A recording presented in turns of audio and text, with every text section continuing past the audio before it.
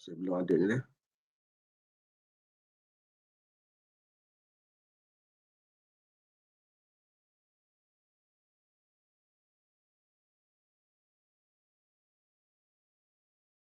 Tak dengar suara, tak ada pembentangan. Pengurusi kena ambil alih untuk menjayakan program dia. Baik, disebabkan panel yang kedua mengalami gangguan, jadi kita beralih kepada panel yang ketiga, iaitu Muhammad Hafiz bin Johari. Hukum solat berjemaah di masjid bagi seorang lelaki. InsyaAllah kita menyebut Muhammad Hafiz bin Johari. Tafadhal. Assalamualaikum warahmatullahi wabarakatuh. Nama Muhammad Hafiz bin Johari. Nombor metrik 056678. Hari ini saya akan bentangkan hukum salat jemaah di masjid bagi kaum wanita. Yang pertama, terdapat khilaf mengenai hukum wanita solat berjemaah di masjid. Yang pertama, hukum makruh bagi mazhab Hanafi. Ini adalah untuk golongan wanita tua dan muda dengan alasan zaman telah rosak. Maka pergi ke masjid boleh membawa fitnah. Yang kedua, hukum harus khususnya wanita tua bagi pendapat mazhab Maliki, Syafi'i dan Hanafi dan Hambali. Tetapi yang rajihnya adalah pendapat yang kedua, kerana dalilnya lebih kuat dan lebih jelas. Ibnu Qudamah menyatakan dibolehkan bagi wanita menghadiri salat jemaah bersama para laki-laki sebab wanita dahulu telah solat berjemaah bersama Nabi Muhammad sallallahu alaihi wasallam. Next.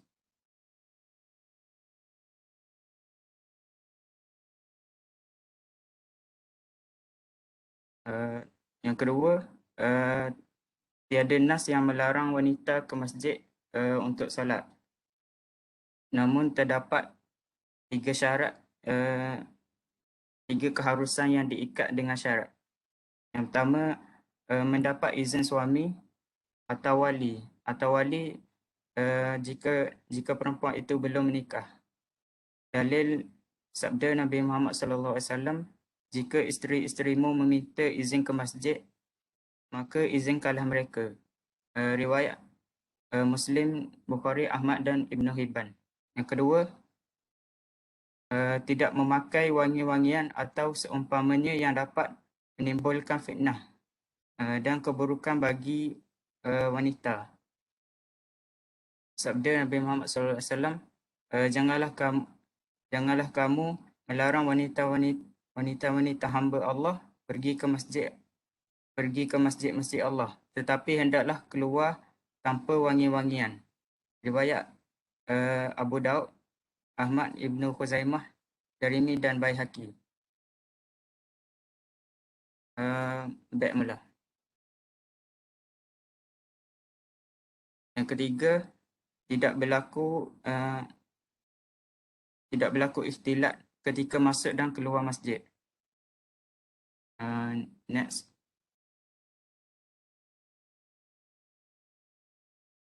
Yang ketiga, berkenaan hukum solat maghrib dan isyak di masjid bagi wanita pula. Sabda Rasulullah SAW yang menyatakan, berilah keizinan kepada wanita-wanita kamu untuk ke masjid pada malam hari. Riwayat Bukhari dan Muslim.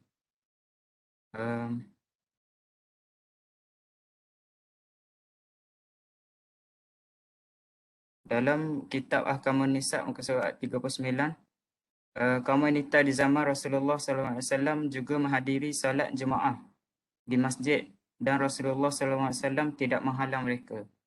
Bahkan dalam hadis riwayat Imam Bukhari dan Muslim, Aisyah menyatakan bahawa muslimat datang berjemaah salat fardu subuh bersama Rasulullah SAW dan mereka tidaklah dicam kerana hari masih gelap.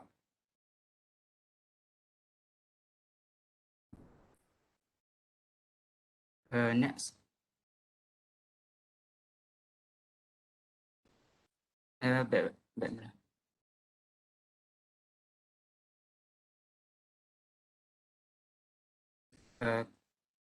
Cuba back mula. Oh, baik pula.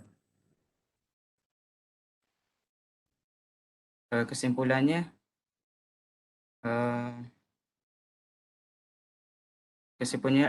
dari Dr. Yusuf Al-Qardawi berkata, salat seorang perempuan di rumahnya adalah lebih baik jika ke masjid hanya untuk berjemaah tanpa sebarang faedah lain. Tetapi jika ada faedah yang lain seperti mendengar tazkirah keagamaan, mempelajari sesuatu ilmu atau mendengar bacaan Al-Quran dari qari yang khusyuk, maka pergi ke masjid itu adalah lebih baik. Ini kerana adalah kewajipan mempelajari ilmu agama dan mendengar tazkirah bukan untuk golongan lelaki sahaja.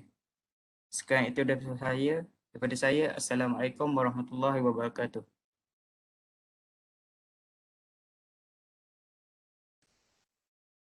Baik, Waalaikumsalam warahmatullahi. Terima kasih diucapkan kepada Muhammad Hafiz bin Johari atas penerangan tadi. Dapat kita simpulkan bahawa hukum bagi seorang wanita untuk pergi ke masjid adalah harus, tapi dapat disimpulkan oleh Syekh Yusuf Al-Qardawi tadi, bagi perempuan solat di rumah adalah lebih digalakkan, insya-Allah. Jadi seterusnya pembentangan disambung oleh Muhammad Badrul bin Bakri mengenai hukum solat jemaah, insya-Allah.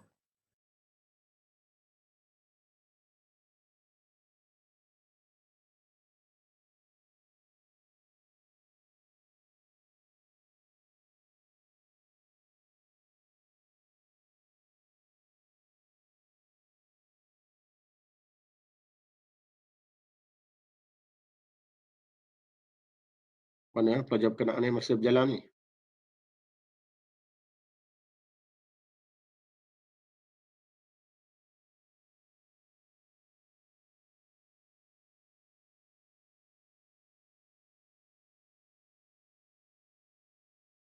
Pengurusi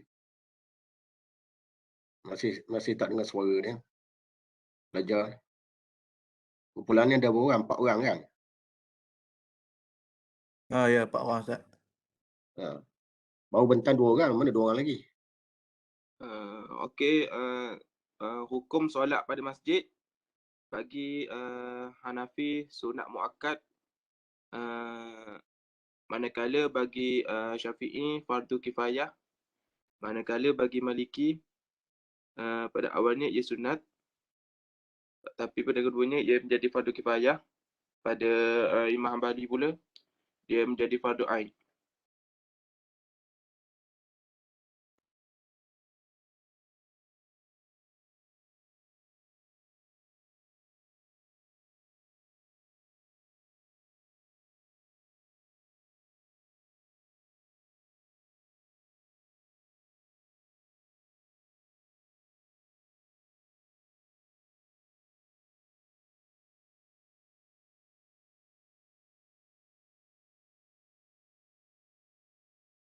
Teruskan.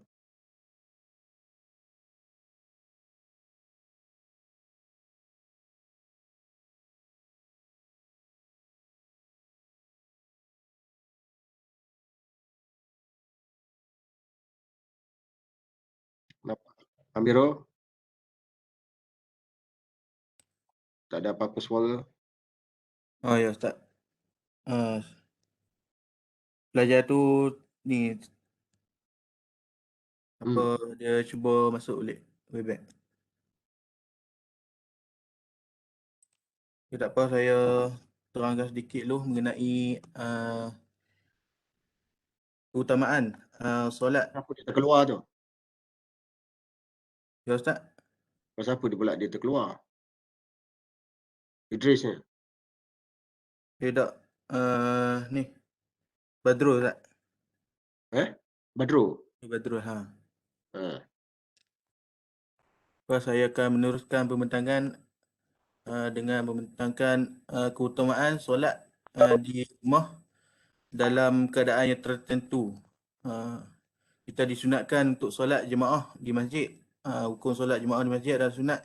Tapi apabila berlaku keadaan tertentu, maka kita tidak diwajibkan. Dan antara keadaannya adalah apabila yang pertama kita sakit sehingga menyukarkan kehadiran kita untuk pergi ke masjid, seperti berlakunya hujan ataupun kita tidak mampu untuk sampai ke masjid, maka tidak wajib bagi kita untuk datang ke masjid. Namun begitu, jika mengalami sakit-sakit yang ringan seperti sakit kepala ataupun demam yang ringan, maka itu bukanlah menjadi alasan untuk kita untuk tidak pergi ke masjid. Yang seterusnya adalah antara sebab dia dibolehkan untuk tidak hadir ke masjid adalah kerana dia takut bahawa dirinya ataupun harta ataupun kehormatan ataupun dia mengidap penyakit yang menular sebagaimana yang disebutkan oleh Ibnu Abbas radhiyallahu anhu bahawa Nabi Muhammad sallallahu alaihi wasallam pernah bersabda, diriwayatkan oleh Ibnu Abbas iaitu man sami'a an-nida falam ya'tihi fala salatu lahu illa min uzur. Maksudnya sesiapa yang mendengar seruan azan lalu dia tidak mendatanginya, maka tidak ada solat baginya, iaitu tidak sempurna melainkan jika ada keuzuran. Jadi keuzuran yang dimaksudkan di situ adalah bukan sahaja dari segi sakit, malah dari segi kerana ancaman bahaya, kerana penindasan ataupun kerana kezaliman yang mungkin boleh berlaku kepada individu yang hendak pergi ke masjid. Oleh itu, tidak wajib hadir ke masjid jika kerana rasa takut yang melampau seperti wujudnya orang yang zalim ataupun berlaku penindasan dan juga sebagainya. Okay, seterusnya, kita juga berlaku hujan yang lebat ataupun keadaan air lumpur ataupun sejuk yang melampau, panas yang melampau, angin yang terlalu kencang pada malam hari dan juga kegelapan yang melampau, maka kita tidak diwajibkan untuk hadir ke masjid sebagaimana yang dibuktikan oleh Ibnu Umar radhiyallahu anhu, katanya sekiranya kami bersama-sama Rasulullah SAW dalam perjalanan dan ketika itu adalah malam yang gelap ataupun hujan, baginda jarang menyuruh untuk solat ke masjid. Dan hal ini berlaku apabila contohnya seperti keadaan kita pada hari ini, iaitu rakan-rakan kita yang tinggal di Selangor khususnya yang berlaku banjir. Jadi mereka mengalami kesukaran untuk hadir ke masjid. Jadi itu tidaklah diwajibkan bagi mereka untuk hadir solat berjemaah. Dan seterusnya, al-habas fi makan, dipenjara di suatu tempat. Jika kita terpenjara, bagaimana kita nak hadir ke masjid? Jika kita nak keluar daripada penjara pun tak boleh. Jadi seperti mana firman Allah Subhanahu Wa Taala, la yukallifullahu nafsan illa wus'aha. Allah tidak membebankan jiwa seseorang di luar kemampuannya. Jadi kadar kemampuan kita, sekadar itulah kita cuba untuk berusaha untuk hadir ke masjid. Yang seterusnya, kita makan makanan yang busuk sehingga tidak dapat menghilangkan bau busuk daripada tubuh badan kita. Maka bagi orang yang makan makanan busuk seperti bawang ataupun bawang putih, bawang merah, petai ataupun merokok, contohnya, sehingga kan bau badan melekat bau pada badannya, maka makruh bagi orang tersebut untuk hadir ke masjid. Begitu juga dengan pengembala kambing ataupun pengembala binatang yang berbau busuk, maka tidak digalakkan untuk hadir ke masjid kerana dikuatiri mengganggu orang yang berjemaah di sana.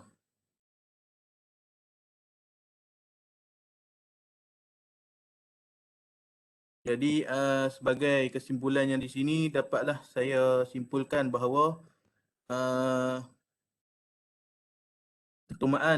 keutamaan dalam ibadat kita sama ada secara individu ataupun berkumpulan, sama ada di masjid ataupun di rumah, adalah bergantung kepada situasi kita sendiri. Sama ada kita berlaku banjir seperti yang berlaku pada hari ini, ataupun kita takut berlaku penindasan. Sewajarnya hukum bagi kita hadir ke masjid adalah sunat muakkad. Namun begitu, disebabkan ada sebab-sebab yang tertentu, maka tidak diwajibkan bagi kita untuk hadir ke masjid untuk mengimarahkan solat jemaah. Jadi seharusnya kita sebagai masyarakat ini bertanggungjawab untuk mempertingkatkan keimanan kepada Allah Subhanahu Wa Taala agar Allah Subhanahu Wa Taala menghindarkan kita daripada segala perbuatan maksiat. Jadi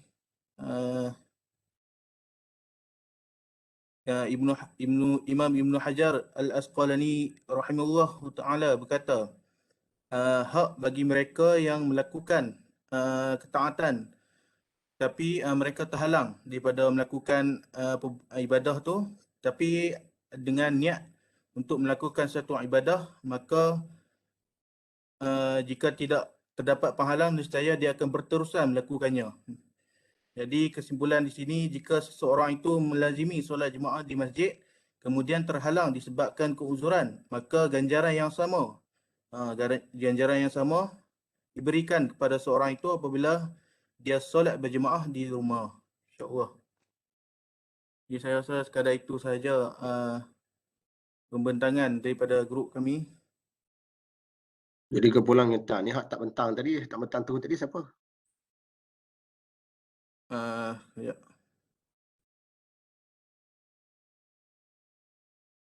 Sekejap Sat, saya tanya dia ready. Halo, dengar tak? Okey, jadi panel kita yang kedua tadi sudah bersedia. Semua dibentang. Bengkak tak apa. Dipersilakan Muhammad Badrul bin Makri untuk membentangkan hukum solat berjemaah.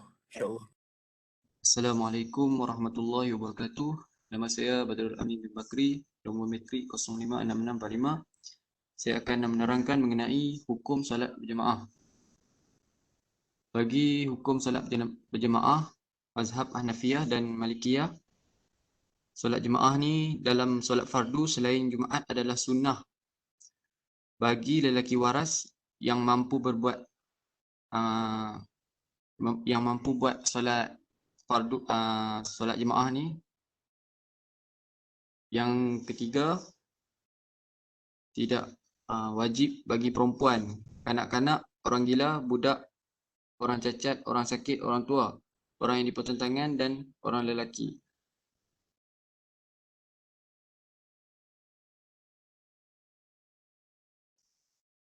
Rasulullah SAW bersabda, solat berjemaah lebih utama daripada solat sendirian dengan 25 darjat atau 27 darjat. Ini menunjukkan bahawa solat berjemaah itu sama jenis dengan yang dianjurkan kepadanya, seolah-olah ia merupakan kesempurnaan di samping solat fardu. Baginda SAW bersabda, sembahyang berjemaah itu lebih sempurna daripada sembahyang sendirian dan kesempurnaan tidak lebih dari bahagian-bahagiannya. Okay, next. Bagi mazhab Syafi'i, jemaah yang merupakan fardu kifayah, masyarakat adalah kewajipan kecukupan, iaitu kaum lelaki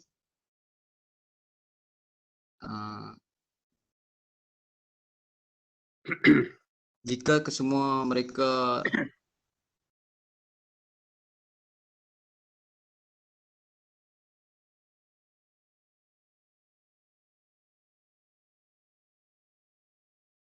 hadis Nabi SAW dibuktikan dengan tidak ada 3 orang dalam sebuah kampung yang nampaknya tidak berada dalam kumpulan yang jemaahnya tidak dipegang oleh syaitan. Seterusnya, mazhab Hambali iaitu berjemaah itu merupakan fardu ain, iaitu wajib.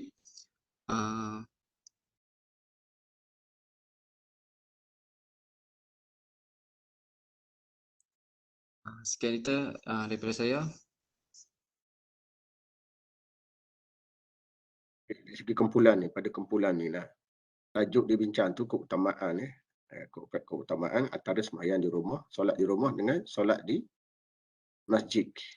Cuba cerita saya balik, apa poin yang dikatakan keutamaan? Apa dia aspek keutamaan bila nak bezakan antara solat di rumah, al-farqu baina salatul fard wa baina salati fil masjid. Ma hiya aulawiyah? Apa dia keutamaan yang sepatutnya kita fokus? Ia menceritakan tentang kepentingan hak mana lebih penting di antara solat di rumah ataupun kita solat berjemaah di masjid. Dari sudut mana kepentingan tu? Dari kan Ustaz? Kena ceritalah aspek-aspek yang menyebabkan lebihnya sembahyang di masjid tu berbanding sembahyang di rumah.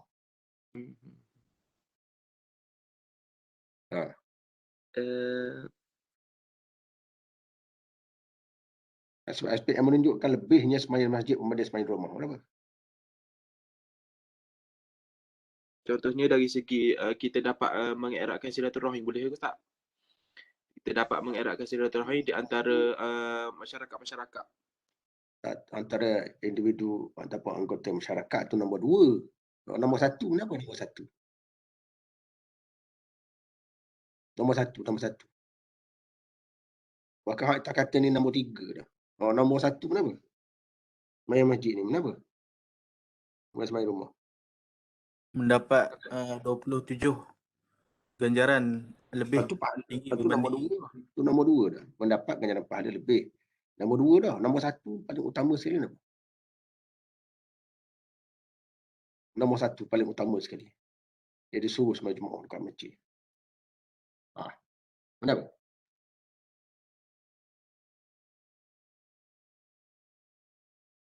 Solat fardu. Solat fardu. Tak, ya sebenarnya menegakkan sunnah Nabi lah. Nabi suruh sembahyang Jumaat kat masjid tu. Jadi pertama sekali menegakkan sunnah Nabi, kedua tu pahala. Pahala, tiga tu jadi dapat menguatkan perpaduan sama anggota masyarakat. Boleh faham tak kumpulan ni? Faham Ustaz?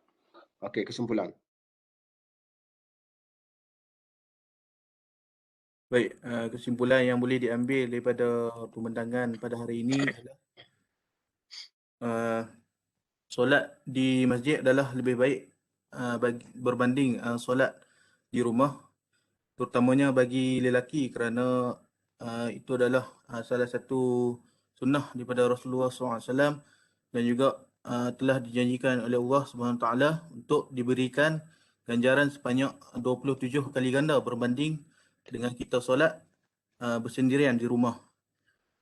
Dan jika menurut hukum juga daripada hukum Syafi'i, maka jika ada sebahagian masyarakat yang jika kita mengikut mazhab Syafi'i, mengikut pandangan beliau, jika sebahagian masyarakat sudah menghadiri masjid untuk menunaikan solat jemaah, maka tidak kata terlepaslah kewajipan ke atas sebahagiannya lagi. Jika ada sebahagian yang melaksanakan solat jemaah di masjid, maka terlepaslah sebahagian penduduk lagi. Jadi daripada sudut hukum tu dapatlah kita lihat bahawa betapa hebatnya ibadah jemaah di masjid ataupun betapa beratnya lah solat jemaah di masjid ni. Jadi bagi kita, terutama sekali bagi seorang lelaki yang untuk kita berjemaah di masjid pada setiap hari insya-Allah. Tapi atas alasan tertentu seperti yang kita bincangkan tadi, seperti berlakunya sakit demam COVID-19, iaitu jika dikhawatiri penyakit itu boleh berjangkit pada orang lain, jadi kita dibolehkan untuk tidak hadir ke masjid, terutamanya pada musim wabak kali ini. Jadi sekian sahaja daripada kami, insya-Allah. Assalamualaikum warahmatullahi Warahmatullahi wabarakatuh. Okey, ada baki lagi ke pembentangan? Kumpulan perempuan pula. Kumpulan terakhir. Silakan, pengurusi dia. Dah habis dah? Ada lagi, Ustaz. Oh, Dah. sila. Puasa ada 3-4 orang, 3 orang je. Silakan ni cepat sikit. Ada Ustaz.